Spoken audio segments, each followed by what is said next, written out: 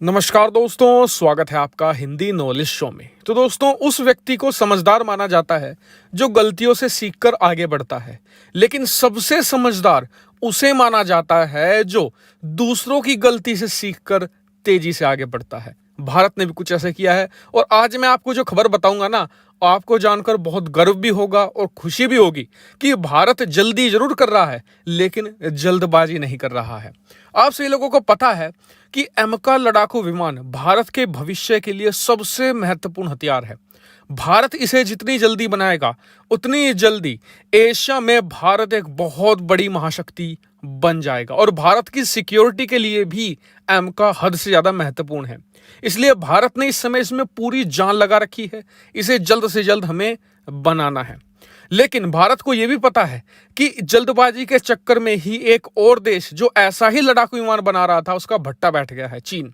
आप सभी लोगों को पता होगा कि चीन J-20 स्टेल्थ लड़ाकू विमान बना रहा था, जो एमका की तरह ही 5वीं पीढ़ी का होना था। लेकिन 2009 से 2017 तक उन्होंने बहुत ही जमकर काम किया, लेकिन बहुत ही ज्यादा जल्दी के साथ जल्दबाजी भी कर दी और उसका ये हुआ हाल कि $40 बिलियन जो उस प्रोजेक्ट में लगाए थे वो तो खत्म हो ही गए। लेकिन उससे भी बड़ी बात, चीनी वायु सेना के 10 साल भी बर्बाद हो गए। इन 10 सालों में उन्होंने ना कोई लड़ाकू विमान खरीदा, क्योंकि उन्हें लग रहा था J-20 बन जाएगा, 5वीं पीढ़ी का लड़ाकू विमान होगा, F-22 रैप्टर को टक्कर देंगे हम और एशिया की सबसे बड़ी एक तरीके से एयरफोर्स बन जाएंगे। लेकिन ना वो घर के रहे ना घाट के। अब वो रशिया से लड़ाकू विमान खरीद कर अपना काम चला रहे हैं। वहीं भारत ने चीन की इस जल्दबाजी को बहुत ही करीबी से देखा था। हमें पता था कि जल्दबाजी कितनी घातक हो सकती है, आपकी वायुसेना को 10 साल पीछे ले जा सकती है, आपके अरबों डॉलर बर्बाद कर सकती है। इसलिए भारत जो एमका प्रोग्राम है, इसे बना तो तेजी से रहा है, लेकिन इसकी एक एक फाइन डिटेलिंग पर बहुत ध्यान दिया जा रहा है। कैसे? दरअसल हाल ही में भारत ने एक नया टेंडर निकाला है। यह टेंडर है एमका के जो एयर इंटेक्स होते हैं, जिन्हें कहा जाता है DSI, यानी कि डाइवर्टरलेस सुपरसोनिक इनलेट। ये बहुत ही खास तरीके के इंटेक होते हैं, जो एयर इंटेक होते हैं, स्क्रीन पर देख भी रहे होंगे, जो लड़ाकू विमान के साइड में लगे होते हैं। तो भारत ने अब इनका कॉन्ट्रैक्ट दिया है एमका के लिए।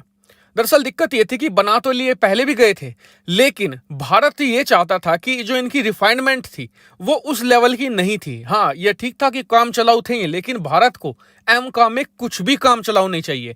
हमें हर चीज परफेक्ट चाहिए। इसलिए भारत ने दोबारा कॉन्ट्रैक्ट निकाला है और ये कहा है कि जो इनकी ट्यूनिंग है और साथ ही रिफाइनमेंट है वो एकदम फाइन होना चाहिए, एकदम परफेक्ट होना चाहिए। इसलिए भारत ने कॉन्ट्रैक्ट निकाला है और साथ ही भारत पहले इन्हें टेस्ट करेगा, फिर जो एमका का जो फाइनल मॉडल होगा उसमें इसे इंटीग्रेट करके तब दोबारा टेस्ट किया जाएगा। तो आप इसे समझ सकते हैं कि हम एक एक कदम बहुत फूक फूक कर रख रहे हैं और साथ ही अपने जो एमका प्रोग्राम है उसे बहुत ही तेजी से भी आगे बढ़ा रहे हैं। और देखिए, मेरा भी यही मानना था कि एमका का जो प्रोग्राम है, एमका लड़ाकू विमान, चाहिए 6 महीने, साल भर, 1.5 साल लेट आए, कोई दिक्कत नहीं है, लेकिन आए एकदम परफेक्ट तरीके से। ऐसा ना हो कि हमने जल्दबाजी में बना तो लिया, लेकिन पता लग रहा है जी 2 महीने बाद इसके तो इंजन में दिक्कत हो रही है, इंजन ओवरहीट कर रहा है, इसके तो लैंडिंग गियर में प्रॉब्लम है, इसके तो कॉकपिट में प्रॉब्लम है। तो ऐसा नहीं होना चाहिए और भारतीय वैज्ञानिक इस चीज का बेहद ही खास ध्यान रख रहे हैं कि जो हमारा प्रोडक्ट है वो एकदम फाइन और परफेक्ट तरीके से दुनिया के सामने आए। आपका इस पर क्या मानना है? कमेंट करके जरूर बताएगा। साथ ही वीडियो को शेयर कीजिएगा और चैनल को सब्सक्राइब करना तो बिल्कुल मत भूलिएगा। Thank you for watching video.